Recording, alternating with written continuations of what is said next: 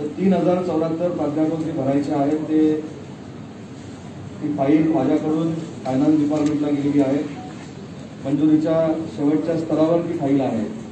पुढच्या आठवड्यामध्ये महाराष्ट्र राज्याचे अर्थमंत्री, राज्याचे उपमुख्यमंत्री आदरणीय अजितदादा त्याला मान्यता देतील. आमच्याकडनं GR निघेल आणि 40% मधल्या 3074 पदांच्या भरतीला महाराष्ट्र शासन म्हणजे महाविकास आघाडीचे सरकार मान्यता देईल अशा पद्धतीची चर्चा संघटनांबरोबर झाली. त्याचबरोबर 2020 सालामध्ये 40% म्हणजे अजून किती रिक्त प्राध्यापक आहेत त्यांची संख्या 700-750 होते.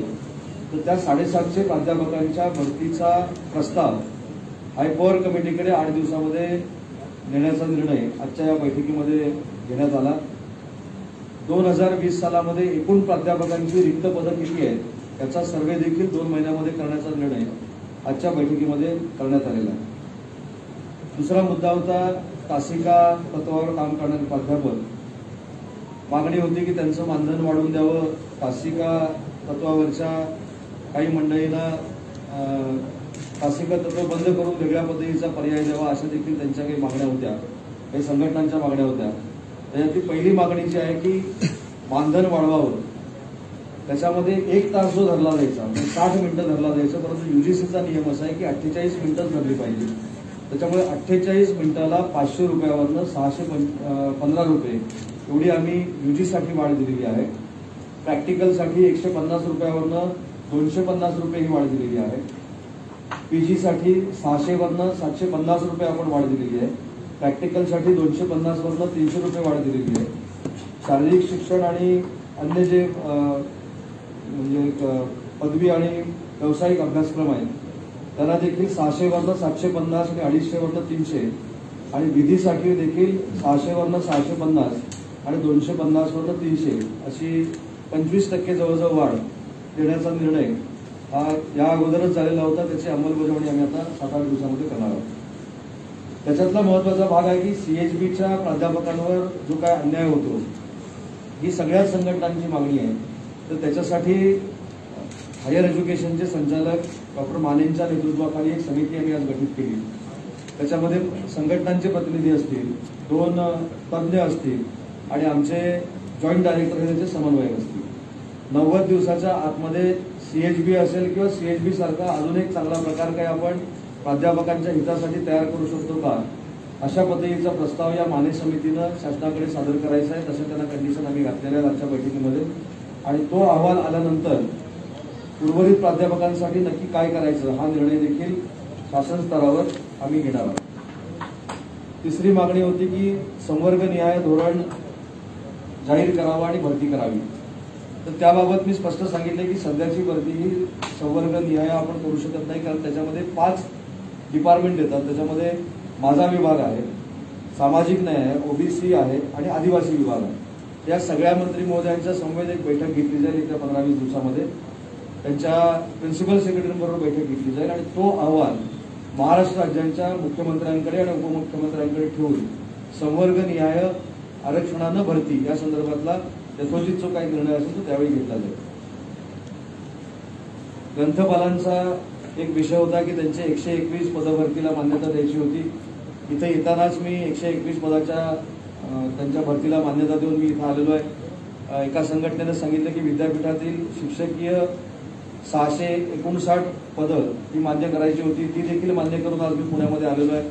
मला असं वाटतं की ज्या काही मागण्या होत्या प्राध्यापकांच्या, ग्रंथपालांच्या, त्या महाविकास आघाडीच्या सरकारच्या वतीनं अनेक वर्षानंतर सुटल्यात असं मी म्हणणार नाही, पण सुटण्याच्या मार्गावर आहे. आणि म्हणून हे सगळं ऐकल्यानंतर जे आंदोलन करणार होते त्यांनी देखील आणि जे आंदोलन करतायत त्यांनी देखील आपलं आंदोलन मागे घ्यायचा निर्णय घेतलेला आहे. आणि जे आंदोलन करणार होते ग्रंथपाल आणि अजून दुसऱ्या संघटना ज्या होत्या त्यांनी त्यांचं आंदोलन स्थगित केलेलं आहे. काही महाविद्यालय आहेत ते फी कमीच करत नाही, जुमानत नाही. पालकांचे मोर्चे निघत आहेत, आंदोलन निघत आहेत, तरी पण त्यांना जुमानत नाही. आपल्याला माहीत असेल की महाराष्ट्रामध्ये जेवढी शासकीय इंजिनिअरिंग कॉलेज आहेत, पालकांच्या आणि विद्यार्थ्यांच्या आव्हानाला प्रतिसाद देत त्या कमिटीचा अध्यक्ष उच्च व तंत्रशिक्षण विभागाचा मंत्री असतो आणि 4 दिवसापूर्वी 16,250 रुपये जवळजवळ 25,000 विद्यार्थ्यांची फी 21-22 साठी कमी करण्याचा आम्ही निर्णय घेतलेला. विद्यापीठाला आम्ही आता तात्काळ पत्र देतोय की ज्या पद्धतीनं शासनाच्या आवाहनाला प्रतिसाद देत नागपूर विद्यापीठानं एक अतिशय उपयुक्त असा निर्णय हा नागपूर विद्यापीठाच्या अंतर्गत शिकणाऱ्या विद्यार्थ्यांसाठी घेतलाय, तसाच निर्णय, योग्य तो निर्णय बाकीच्या विद्यापीठांनी देखील घ्यावा अशा पद्धतीचं पत्र हे मंत्रालयाकडनं मला असं वाटतं की या 2-3 दिवसामध्ये विद्यापीठांना पोहोचेल. आता विषय राहिला तुम्ही सांगितलेला की प्रायव्हेट कॉलेजेस जी आहेत, जी काही ठिकाणी त्रास देत आहेत विद्यार्थ्यांना आणि विद्यार्थ्यांच्या पालकांना, तर त्याच्यासाठी देखील नवीन FRAची कमिटी झाल्यानंतर त्याचे अध्यक्ष माजी न्यायमूर्ती विजय अचलिया हे आहेत. त्यांच्या समवेत 2 दिवसापूर्वी माझी बैठक झालेली होती आणि प्रायव्हेट कॉलेजच्या बाबतीमध्ये देखील विद्यार्थ्यांना असलेला अपेक्षित निर्णय, पालकांना असलेला अपेक्षित निर्णय FRAनं घ्यावा अशी विनंती आणि सूचना मी केलेली आहे. याचं कारण असं आहे, FRAला स्वायत्त अधिकार आहे. त्याचे अध्यक्ष जे आहेत ते माजी न्यायमूर्ती आहेत, आमचे काही अशासकीय सदस्य त्याच्यामध्ये काम करतात आणि मला निश्चित खात्री आहे की विद्यार्थ्यांचा आणि विद्यार्थ्यांच्या पालकांच्या मानसिकतेचा विचार करून या वर्षीसाठी FRA देखील योग्य तो निर्णय घेईल. मंत्रिमंडळात येऊ शकत नाही का? बऱ्याचशा खाजगी संस्था किंवा डीम्ड युनिव्हर्सिटी आपल्या राज्यकर्त्यांच्याच हे आहे, तीच लोक चालवतात. तर या याच्यावर शासन म्हणून निर्णय होऊ शकत नाही का की खाजगी संस्थांचं? मी मगाशी एक वाक्य वापरले की FRA ही स्वायत्त संस्था आहे. जोपर्यंत FRAकडनं अशा पद्धतीचा प्रस्ताव शासनाकडे येत नाही किंवा FRA डायरेक्ट एखादा निर्णय घेऊ शकत नाही, त्याच्यानंतर न्यायप्रविष्ट बाब होऊ शकते. गेले 3-4 महिने FRA ही जी अथॉरिटी आहे स्थापन केलेली नव्हती, आता ही स्थापन झालेली आहे आणि म्हणून मी थोडक्यात सांगितलं की FRA मला असं वाटतं की पालकांच्या आणि विद्यार्थ्यांच्या मनात असलेला अपेक्षित निर्णय हा सुवर्ण मध्ये काढून नक्की घेईल.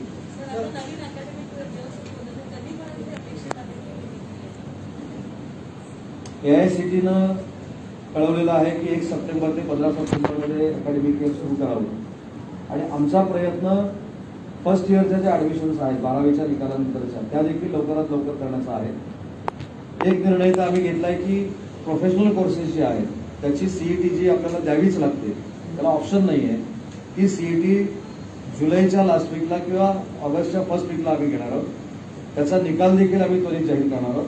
आता नॉन प्रोफेशनलला CET घ्यावी असा एक प्रवाह आहे आणि दुसरा एक प्रवाह आहे की 12वीच्या परीक्षांवर त्याला पुढे चाल द्यावी. आता महत्वाचा मुद्दा असा येतो की 12वीचे रिझल्ट यायचे आहेत, 12वीची परीक्षा रद्द झाली, जोपर्यंत 12वीच्या रिझल्टचं मार्कशीट आमच्याकडे येत नाही, त्याच्यावर आमचा स्टडी होत नाही, तोपर्यंत CET घ्यायची की घ्यायची नाही याच्यावर आम्ही कन्फर्म होऊ शकत नाही. पण सध्या तरी प्रोफेशनल कोर्सेसच्या CETची लिंक देखील आम्ही ओपन केलेली आहे रजिस्ट्रेशन. नागपूर विद्यापीठाचा जो निर्णय सांगितला तो नेमका निर्णय काय आहे आणि त्याच्यावर इतर विद्यापीठांनी काय निर्णय घ्यावा त्याबद्दल त्यांनी निर्णय ग्रंथालय फी असेल, जिमखाना फी असेल, वीज बिल असेल, मेंटेनन्स फी असेल, जो मी शासकीय अभियांत्रिकी कॉलेजेससाठी इतर फी म्हणून जी असते, आता आमच्या फीचं स्ट्रक्चर जे आहे शासकीय ते 82,000चं आहे. त्याला ट्युशन फी आहे. ट्युशन फी मध्ये आम्ही का कमी केलं नाही तर ट्युशन फी मध्ये बेनिफिट्स विद्यार्थ्यांना मिळत असतात, ते बेनिफिट्स त्यांना मिळतील. उर्वरित जी फी आहे त्याच्यामध्ये इतर फी मध्ये 26,000 रुपये आम्ही विद्यार्थ्यांकडनं घेत होतो. त्याच्यामध्ये जिमखाना फी होती, त्याच्यानंतर लॅबोरेटरी फी होती, त्याच्यानंतर ग्रंथालय फी होती, ती अशी सगळी मिळून 16,250 रुपये होत होती आणि ती रद्द करण्याचा निर्णय जसा आम्ही घेतला त्याच धर्तीवर नागपूर विद्यापीठानं याच क्रायटेरियाला अनुसरून काही फी रद्द करण्याचा निर्णय घेतलाय, ती सवलत देण्याचा निर्णय घेतलाय. त्याच पद्धतीनं बाकीच्या विद्यापीठांनी करावं यासाठी उद्या सोमवारी माझी सगळ्या कुलगुरू महोदयांबरोबर बैठक घेतली. सर, तुम्ही अभियांत्रिकी महाविद्यालयाची फीस 25% कमी करून शासकीय महाविद्यालयाचा विषय संपलेला आहे, पण अशी त्याची प्रतिक्रिया म्हटली की सरकारने फक्त आपल्या हिश्श्याचा निर्णय घेतला आणि जबाबदारी झटकून दिलेली आहे, प्रायव्हेटचं काय होईल ते होईल अशी एकंदरीत धोरण आहे. कारण की गेल्या वर्षभरापासून विद्यार्थी फीस कमी करा म्हणतात. तुम्ही जे सगळ्यात शुल्कचे प्रकार सांगितले की लॅबोरेटरी असेल हे असेल ते कमी करा मागच्या वर्षीपासून म्हणतात, पण महाविद्यालयाने ऐकलं नाही किंवा विद्यापीठाने ऐकलं किंवा सरकारनं पण त्यावर काही धोरण निश्चित केलं नाही. आता परत ह्या वर्षी ही स्थिती आहे, मग विद्यार्थ्यांना दिलासा मिळणार. यावर्षी सर मी स्पष्ट असं सांगितलं की FRAची कमिटी काही तांत्रिक अडचणीमुळे स्थापन होऊ शकली होती. प्रायव्हेट कॉलेजेसचे फी ठरवण्याचे सगळे अधिकार कायद्यानुसार आम्ही FRAला दिलेले आहेत. FRA एकतर आमच्याकडे प्रस्ताव पाठवेल किंवा विद्यार्थ्यांच्या आणि पालकांच्या मनातला जो काही शंका आहे, जी काही मानसिकता आहे त्याचा सुवर्ण मध्य नक्की FRA कमिटी काढेल, हे या विभागाचा प्रमुख म्हणून अर्थ द्यायचं. सर FRA जेव्हा मार्चमध्ये सगळ्यांची मुदत संपली तेव्हा लगेच स्थापन होणं अपेक्षित होतं, पण मध्ये 4-5 महिने गेल्यामुळं सगळ्यात प्रोसेसला उशीर झालेला नाहीये का? कारण की नवीन शुल्क मंजुरी करणं अशी आहे की आम्ही सही केली आणि FRA नेमली असं होत नाही. FRA आम्ही सही केल्यानंतर हायकोर्ट व्हेरिफिकेशन करतं. व्हेरिफिकेशन म्हणजे काय असतं की ज्यांची आम्ही नियुक्ती केली ते हायकोर्टामध्ये होते की नव्हते अशा पद्धतीचा एक निर्णय घेतं आणि त्या निर्णयासाठी जर कमिटी थांबली असेल तर आपण त्याच्यावर काही आक्षेप घेऊ शकत नाही. जर माझ्याकडनं थांबली असेल किंवा अन्य कोणाकडनं थांबली असेल, शेवटी व्हेरिफिकेशन आम्हाला महत्त्वाचं असतं आणि व्हेरिफिकेशन विजय आसलिया साहेबांचं सरकारला आता याच्या पुढे जाऊन देखील सांगतो की कंडिशनल अप्रुव्हल आम्ही विजय आसलिया साहेबांना दिलं, कारण विजय आसलिया साहेब हे लॉ अँड ज्युडिशरी विभागाचे 2012-2013ला प्रिन्सिपल सेक्रेटरी होते. त्याच्यानंतर आमच्या सरकारकडनं ते जज म्हणून हायकोर्टामध्ये गेलेले होते. त्याच्यामुळे त्यांच्या व्हेरिफिकेशनची वाट न बघता आम्ही त्यांना नियुक्ती दिली आणि कमिटी आता सुरू केली. शिक्षण प्रवेश संदर्भातला विषय आहे की आता हे आपण पाहतोय की 10वी विषय आहे, तर त्याच्या अगोदर फॉर्म भरायला किंवा नोंदणी करायला अडचण काय आहे की तंत्रशिक्षणची डिप्लोमा जो आहे? डिप्लोमाला कसली अडचण नाही. डिप्लोमाचे प्रवेश हे 10वीच्या मार्क्सवरच होते, ते ऑलरेडी आम्ही जाहीर केले. परंतु मार्कशीट रिझल्ट येण्याअगोदर ती प्रवेश प्रक्रिया सुरू करणार, कारण रिझल्ट कधी येईल त्यानंतर प्रवेश प्रक्रिया सुरू होणार. प्रवेश प्रक्रिया कधी जरी सुरू झाली, आता जरी सुरू झाली, उद्या जरी सुरू झाली, तरी इंजिनिअरिंगला येणारा विद्यार्थी किंवा पॉलिटेक्निकला जाणारा विद्यार्थी प्रवेशापासून वंचित राहणार नाही याची पूर्ण दक्षता उच्च व तंत्र शिक्षण विभाग घेईल. तुम्ही प्राध्यापक भरती संदर्भात सविस्तर माहिती दिलीच आहे, पण आता नवीन जी भरती थांबलेली आहे ती एक्झॅक्ट नेमकी ती कधी सुरू होऊ शकते? आजची त्या भरतीच्या फाईलचा स्टेटस असा आहे, माझ्या विभागाकडनं ही फाईल फायनान्स डिपार्टमेंटकडे गेलेली आहे. फायनान्स डिपार्टमेंटकडे नाही गेली, पहिली सामान्य प्रशासनकडे गेली. सामान्य प्रशासनच्या प्रिन्सिपल सेक्रेटरीनी सही करून ती आता वित्त विभागाचे गदरे साहेब म्हणून आहेत त्यांची सही झालेली आहे आणि आता अंतिम फायनान्स डिपार्टमेंटचे अधिकारी राजीव जलोटा साहेब जे त्यांच्याकडे सहीला आहे. या 2 दिवसामध्ये ती सही झाल्यानंतर ती अजितदादांकडे येईल आणि त्याच्यानंतर आमच्याकडे येऊन त्याचा GR निघेल. तुम्ही जे ग्रंथपाल भरती म्हटले ते फक्त तुम्ही काही शेकड्यात सांगितले, पण महाराष्ट्रभर जर एकूण आकडा काढला तर त्याची काही हजारांवरती किंवा लाखोंवरती संख्या जाऊ शकते, जी मागच्या 30 वर्षांपासून झालेली नाही. महाविद्यालय ग्रंथालयांच्या 161 जागा भरायच्या होत्या. त्या सगळ्या जागा आम्ही भरायला परवानगी दिलेली आहे. त्यातला आता 121 जागा भरायच्या आहेत. त्या 121च्या 121ला मी परवानगी दिली. खूप सारे होते की गाव तिथे ग्रंथालय, तो ग्रंथालय हा वेगळा विषय आहे. हे महाविद्यालयामध्ये असलेलं ग्रंथालय त्याच्या पोस्ट ग्रंथपाल त्याच्या पोस्ट भरायचं. पुणे विद्यापीठाचा विषय आहे, म्हणजे मागच्या याच्यात ऑक्सीपारच्या ह्याच्यावरनं बराच गदारोळ झाला, पण त्यानंतर अशी चर्चा आहे की राज्य सरकारकडनं पुणे विद्यापीठाला जाणीवपूर्वक त्रास दिला जातोय, अशी एक चर्चा कुजबूज सुरू झालेली आहे आणि त्याच्यामध्ये म्हणजे तुमच्यावर तो सगळा रोष एकंदरीत दिसून येतोय. जनतेच्या हितासाठी कसलाही रोष आला तर मी घ्यायला तयार आहे. ज्यावेळी मला पुण्यातल्या काही संघटनांनी फोन करून सांगितले, आम नागरिकांनी फोन करून सांगितले, अनेक लोकप्रतिनिधी फोन करून सांगितलं की पुणे विद्यापीठामध्ये ऑक्सी पार्क, आता ऑक्सी पार्कला जर पुणे विद्यापीठानं 50 कोटी रुपये खर्च केले असते आणि मग त्याचं शुल्क लावलं असतं तर ते पुणेकरांना पटलं असतं. पुणेकरांचं म्हणणं असं होतं की नॅचरल जी झाडं वाढलेली आहेत त्या नॅचरल वाढलेल्या झाडेमध्ये परंपरागत 30-25 वर्ष लोक इथे चालत आहेत. त्या चालणाऱ्यांना जर 12,000 रुपये, 6,000 रुपये, 1,000 रुपये जर लावले तर ते चुकीचं ठरतं असं त्यांचं म्हणणं होतं. आणि जनतेची भावना, मी कोणाबरोबरही भांडलं नाही, कोणाबरोबरही दबाव आणला नाही आणि दबावाला घाबरणारं पुणे विद्यापीठ आहे, सावित्रीबाई फुले विद्यापीठ आहे असं मला वाटत नाही, तिथले अधिकारी आहेत असं मला वाटत नाही. त्यांना पण पटलं की आपण एकही झाड न लावता वाढलेल्या झाडांची किंमत करून ज्यावेळी लोकांना पैसे लावतोय, त्याच्यामुळे मी केलेली सूचना त्यांना पटली आणि त्यांनी तात्काळ तरी ते मागे घेतलं. मी कुठेही त्यांच्याबरोबर जबरदस्ती केली नाही, कुठेही त्यांना काही सांगितलं नाही. मी त्यांना सांगितलं की विद्यापीठाचं स्वतंत्र ऑक्सी पार्क हे तुम्ही तयार करा, त्याच्यासाठी पैसे खर्च करा, त्याची जाणीव तिथे येणाऱ्यांना होऊ दे आणि नवीन केलेल्या पार्कमध्ये जर लोक फिरायला येणार असतील तर त्याचं शुल्क घ्यायला आजही मला कुठं बंधन आहे असं वाटतं. सर, मग ह्याच्याच्या आधारावरती 2017-18 मध्ये विद्यापीठाने एक वृक्ष दिंडी म्हणून हे केलेलं आणि माजी मुख्यमंत्री फडणवीस त्याचे हे होते, अध्यक्ष होते, तिथं स्वागत केले करण्यासाठी आलेले होते, त्यांच्या हस्ते केलेलं होतं. जवळजवळ 2 लाख झाडं होती ती लावलेली होती, पण त्याच्यात खूप मोठा भ्रष्टाचार झाला. ते त्यावेळेस पण उघड केलेलं होतं माध्यमांनी आणि ते दाखवलं होतं. ह्याच्यावरती काय कमिटी बसणार आहे का नाही आणि विद्यापीठाला त्याच्यावरती कोण जाब विचारणार आहे का नाही? असं काही दिल्लीला मी नव्हतो, हां. पण तक्रार अशी कुठं माझ्याकडे आलेली नाही आणि अशा पद्धतीने तक्रार आली त्याचा विचार करू. पण विद्यापीठाचे कुलगुरू नितीनजी करमळकर असतील, प्रफुल्ल पवारजी असतील, त्यांचे कुलगुरू असतील, त्यांचे आणि माझे अतिशय स्नेहाचे संबंध आहेत. 4 ते 5 दिवसापूर्वी माननीय कोश्यारी साहेब, माननीय सुमित्राताई महाजन, मी असे आम्ही पुणे विद्यापीठाच्या पदवीदान समारंभाला एकत्र होतो. त्याच्यामुळे मला असं वाटत नाही आणि एखादी चांगली सूचना कुलगुरूंनी जर मला केली तर मी देखील स्वीकारतो. मी असं म्हणत नाही कुलगुरूंनी मला काय सांगितलं. कुलगुरू आमच्या शासनाच्या अनेक कमिटीवर आहेत, करमळकर सर, असं माहिती नाही. त्याच्यामुळे मला असं वाटत नाही की चर्चा असू शकते आणि चर्चा करायला काय. स्टेशनला तक्रार पण दाखवली आणि वेळोवेळी तक्रारी पण केली होती. तक्रार नाही कसे या झाडाच्या भ्रष्टाचार नाही सर, झाडाचं नाही. आता ते बोलले की मी त्यांच्यावर दबाव आणतोय. त्याचं उत्तर आहे. मी त्याच्यावर समजून नाही. झाडावरती तक्रार दाखल झाली आहे. तक्रार जर मंत्री म्हणून माझ्याकडे आली तर मी त्याच्यावर नक्की कारवाई करेन, पण माझ्याकडे अजूनपर्यंत तक्रार आलेली नाही. त्याच्यावर परत मी त्या साहेबांचा प्रश्न विचारला, त्याला सांगितलं माझे आणि संबंध त्यांचे वाईट नाही आहेत. मी कुठचाही त्यांच्यावर दबाव आणलेला नाही. मी परवा देखील दीक्षांत समारंभाला एकत्र होतो असं दोन्ही पत्राला क्लब करून सांगितलं. सर, प्राध्यापक भरती संस्था स्तरावर होत असताना उमेदवारांकडून पैशाची मागणी होती. हीच परिस्थिती शालेय शिक्षणाची होती, म्हणून त्यांनी पवित्र पोर्टल नावाचं पोर्टल सुरू केलं, त्या माध्यमातून शिक्षकांची भरती केली. मग त्या धर्तीवरती प्राध्यापक भरती करत असताना एखादं पोर्टल करून भरती होऊ शकते का हा प्रकार असं आता सुद्धा ऑनलाईन भरतीची प्रक्रिया सुरू आहे. म्हणून आम्ही आता जाहीरपणानं सगळ्या प्राध्यापक संघटनांना विचारलं, तुम्हाला ऑफलाईन भरती पाहिजे किंवा ऑनलाईन भरती पाहिजे. तर सगळ्यांनी सांगितले की ऑनलाईन भरती पाहिजे. दुसरा आम्ही त्यांना प्रश्न विचारला की जॉईंट डायरेक्टरच्या लेवलला पाहिजे की मंत्रालयामध्ये पाहिजे. तर सगळ्या संघटनांनी सांगितलं मंत्रालयामध्ये पाहिजे. ज्यांनी मागणी प्राध्यापकांनी केली आहे त्या पद्धतीनं भरती आम्ही करणार. मग ती कशी म्हणजे ऑनलाईन भरती? ऑनलाईन त्यासाठी काय म्हणजे प्रक्रिया काय असणार आहे ना प्रक्रिया, तर ते सांगितलं. मार्टी अंतर्गत प्रश्न उत्तर उद्या जरा ते लेखी तुम्हाला देतील नाही. पूर्ण प्रोसिजर जी आहे ना माने साहेब, पूर्ण प्रोसिजर भरतीची जी आहे ऑनलाईन. माने सर, तुम्ही सांगा ना थोडंसं ऑनलाईन भरती प्रक्रिया प्राध्यापकांची नेमकी कशी होणार? ऑनलाईन भरती प्रक्रिया म्हणजे एनओसी देण्याचा जो प्रकार आहे तो ऑनलाईन आहे.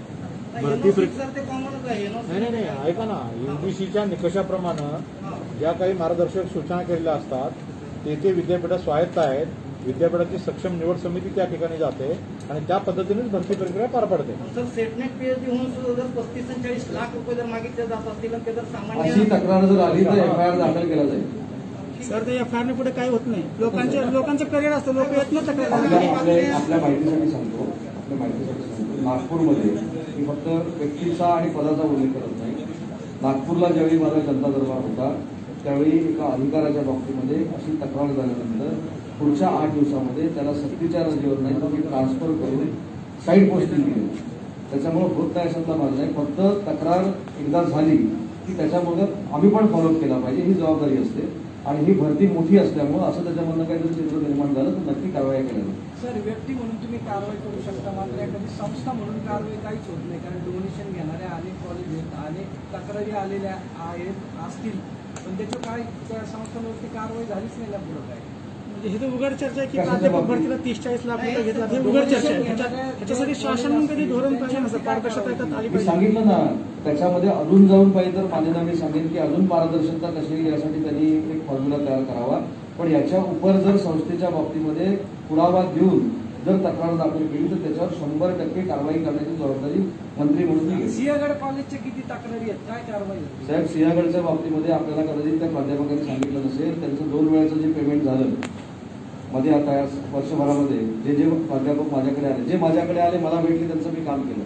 त्यांच्या बैठका देखील मी लावल्या. माझ्या जनता दरबारमध्ये देखील अनेक वेळा ते आले. आता त्यांना सिंहगडच्या लोकांना असं सांगितलेलं आहे की 15-20 दिवस तुम्ही थांबा, जरा हे सगळं करोनाचं व्यवस्थित होऊ दे. मी स्वतः मंत्रालयामध्ये सिंहगडच्या सगळ्या लोकांना बोलवतो. सिंहगडचे जे कोण पदाधिकारी आहेत त्यांना देखील बोलून मी निर्वाणीचा इशारा दिलाय की तुम्ही सगळे पैसे शासनाच्या नावावर जे ढकलताय ते काय सांगताय हे आपल्याला माहिती पाहिजे. की त्यांची जी काही पूर्वीपासूनची ड्यूज आहेत शासनाकडे ती आम्ही दिल्यानंतर आम्ही प्राध्यापकांना न्याय देऊ. प्राध्यापकांच्या भरतीचा विषय किंवा प्राध्यापकांचं कुठचंही पेमेंट शासनाकडे पेंडिंग नाही आहे. त्याच्यामुळे सिंहगडच्या बाबतीमध्ये क्लिअर कट इन्स्ट्रक्शन मी अशा दिलेल्या आहेत की पॅन्डेमिक सिच्युएशन जरा कमी झाल्यानंतर त्या प्राध्यापकांच्या संघटनेवर मी स्वतः बैठक करणार आणि ऑलरेडी मी 3 ते 4 बैठका त्यांच्यावर केलेल्या आहेत. सर, प्राध्यापक भरती संदर्भात आता वित्त विभागाकडे फाईल गेली, मात्र आर्थिक भार पडणार आहे म्हणून त्याच्यावरती सही होणार असं काय म्हणून कारण आठवड्याभरात वित्तीय भार जर पडणार नाही म्हणून सही झाली तर मी परत तुम्हाला कळवणार. आज बरेचसे विद्यार्थी कोरोना काळात त्यांनी परीक्षा फी भरलेली आहे, परतावा मिळा म्हणून त्यांची मागणी, त्या संदर्भात काय? तुमची परीक्षा फी विद्यापीठाची 12वीची. नाही, विद्यापीठाच्या पदवी पण मी विद्यापीठाच्या आता मला ही कल्पना नाही. विद्यापीठाच्या ज्या मी कुलगुरूंबरोबर बोलतो, मी कायम बोलतो 15-20 दिवसांनी किंवा महिन्याभरानंतर, त्यांचं म्हणणं आहे की जी फी यावेळी घेतलेली आहे ऑनलाईनच्या बाबतीमध्ये त्याच्यामध्ये कुठेही मागच्या वेळेसारखी तक्रार झालेली नाही की फी घेतली आणि एक्झाम घेतली नाही. ऑलरेडी 7 ते 8 विद्यापीठाचे पदवीदान समारंभ देखील झालेले आहेत, त्याच्यामुळे तिथं कुठे तक्रार आली नाही. सावित्रीबाई फुले विद्यापीठामध्ये जर असेल तर मी वैयक्तिक लक्ष घालेल, पण ज्या काही 8-10 विद्यापीठांच्या कार्यक्रमाला मी उपस्थित होतो तिथे जर आम्ही 2-2 लाख विद्यार्थ्यांना पदवी आता याचा कार्यक्रम केला, मग तिथे कुठे तक्रार आलेली नाही. पण इथे असेल तर मी वैयक्तिक लक्ष घालेल. प्रॉब्लेम काय होतो माहिती का, ज्यावेळेस विद्यापीठात विद्यार्थी शिकत असतो त्यावेळेस त्या विभागाचे जे हे असतात हेड असतात त्यांच्याकडून दबाव आणला जातो विद्यार्थ्यांवरती, मार्क कमी देणार, कारण मी तिथे शिकतो त्यामुळे तर त्यांना हे केलं जातं, डॉमिनेट केलं जातं विद्यार्थ्यांना, आणि ते बाहेर ते बोलायला तयार होते आणि ती कुलगुरूंपर्यंत देखील गोष्ट जाते. असा तो यामध्ये ज्याच्यावर अन्याय होतो किंवा ज्याच्या बाबतीमध्ये हा प्रकार घडतो त्यांना पुढे येऊन सांगितलं पाहिजे, त्याशिवाय कळणार.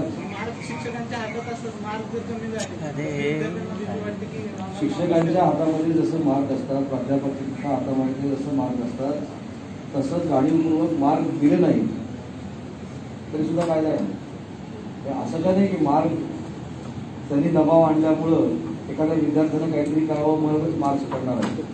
तर विद्यार्थ्यानं प्रामाणिक अभ्यास केल्यानंतर सुद्धा जर अशा पद्धतीचा दबाव येत असतो तर कायदा आहे आपल्याकडे. सर, बऱ्याच वेळा इलेक्ट्रॉनिक माध्यमाला बाईट दिला जात नाही विद्यापीठातून, फक्त लेखी सांगितलं जातं की महत्वाचा विषय असेल तर कोणीही बोलत नाही त्याच्यावर. ह्याच्यावर परत मी बोललो तर त्यांच्या स्वायत्तेवर घाला आणल्यासारखं होईल. नाही, मला असं वाटतं की विद्यापीठाकडे PRO सिस्टीम असते आणि त्या PROनी बाईट दिला पाहिजे, प्रसारमाध्यमाशी बोललं पाहिजे. तुम्हाला माझं तर म्हणणं पत्र देण्यापेक्षा जशा पद्धतीनं मेडिकल बुलेटिन असतं किंवा अन्य काही गोष्टी असतात तर विद्यापीठ बुलेटिन म्हणून जर आठवड्यात तुम्हाला द्यायला काय हरकत नाही. होत नाही ना, तो तर प्रॉब्लेम आहे. आता ते कसं काय कायद्यामध्ये बसवता येईल आणि त्यांना इन्स्ट्रक्शन देता येईल ते बघतो. फक्त ते इन्स्ट्रक्शन दिल्यानंतर परत मी दबाव आणला असं म्हणू नका. सावित्रीबाई विद्यापीठाच्या व्यवस्थापन परिषदेने काल निर्णय घेतला व्यवस्थापन परिषदेत की फक्त कोरोनामुळे ज्यांचे आईवडील वारलेले आहेत त्यांच्याच मुलांचं शुल्क कमी करणार आहे. आता आपण जे कुलगुरूंची बैठक घेणार आहोत त्यामध्ये जसं तुम्ही 25% शुल्क कमी केलं तर तसाच निर्णय त्यांना घेण्यास सांगणार आहात. उद्या काय होणार आहे त्याची चर्चा आता करण्यापेक्षा ठरवणार तुम्ही तर आहात ना. परत दबाव आणला असं होणार ना. मीटिंग होते, मीटिंग आल्यानंतर त्यांच्याशी चर्चा करतो, आवाहन करतो असं विश्वासात करतो. दबावाने आवाहन करतो हा त्यांना आवाहन करतो, दबाव नाही. त्यांना मी काय म्हणतो हे मला असं म्हणाले की आजच तुम्ही जाहीर करा, आजच जाहीर करा. दुसरं म्हणले तुम्ही आहे ना म्हटलं. पण जर विद्यार्थ्यांसाठी रोज पत्कार तयार असेल आताच मी मगाशी सांगितलं ना ऑक्सिजनच्या बाबतीमध्ये देखील पत्कार घेतला ना रोज. मी कुठे नाही विद्यार्थ्यांसाठी आणि त्या जनतेच्या कोर्टामध्ये कधी जायला मी तयार आहे. म्हणून जी 2017 पासून कौन्सिलची मिटिंग झाली नव्हती ती फी घेतली आणि इंजिनिअरिंगच्या कॉलेजच्या विद्यार्थ्यांची फी कमी केली. तशा पद्धतीचा निर्णय जो विद्यार्थ्यांना अपेक्षित आहे तो करण्यासाठी उद्या आमची कुलगुरूंची बैठक आहे. ठीक आहे. आणि विद्यापीठ न्याय सांगेल की मुंबई विद्यापीठानं काय केलं, पुणे विद्यापीठानं काय केलं. ठीक आहे. पुणे विद्यापीठ आहे त्याच्यात बार्टी संलग्न जे कोर्सेस आहेत ते कोर्सेस बंद पाडलेले आहेत सर सगळे. डॉक्टर बाबासाहेब आंबेडकरांच्या नावे जे कोर्स चालत होते ते आता चालत नाहीये. त्याचा आढावा उद्या पण घेतली.